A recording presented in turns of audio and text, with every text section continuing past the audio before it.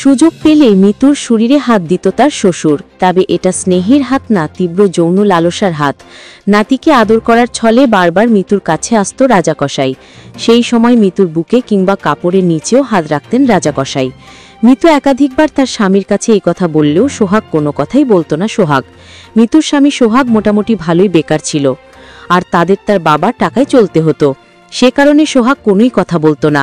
মিতু বাবার বাড়িতে গেলে আর আসতে চাইতো না, কিন্তু বাঙালি গরিব মেয়ের তো শ্বশুরবাড়ি ছাড়া আর কিছুই নেই, যে জন্য তার বাবা মা সবাই তাকে কোনো রকম বুঝিয়ে সুঝিয়ে আবারও পাঠিয়ে দিতেন শ্বশুরবাড়িতে, যে জন্য নিজের না চাওয়া সত্ত্বেও যেতে হতো সেই শ্বশুরবাড়িতে।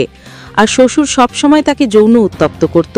মিতুর কথা তার স্বামী বিশ্বাস করলেও তার পরিবারের কেউই বিশ্বাস করত না, যে জন্য শ্বশুরের এমন অশ্লীল কার্যকলাপের ভিডিও ধারণ করে রাখে নিজ ফোনে এবং তা পাঠিয়ে দেয় তার আপন বড় ভাইয়ের কাছে।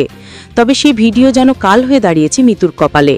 সেই ভিডিও ছড়িয়ে পড়ার পরে মিতুর শ্বশুরকে হুমকি দেওয়া হলে তিনি আর এমন কাজ করবে না বলে জানায়। পরে কিছু মাস কেটে যায়।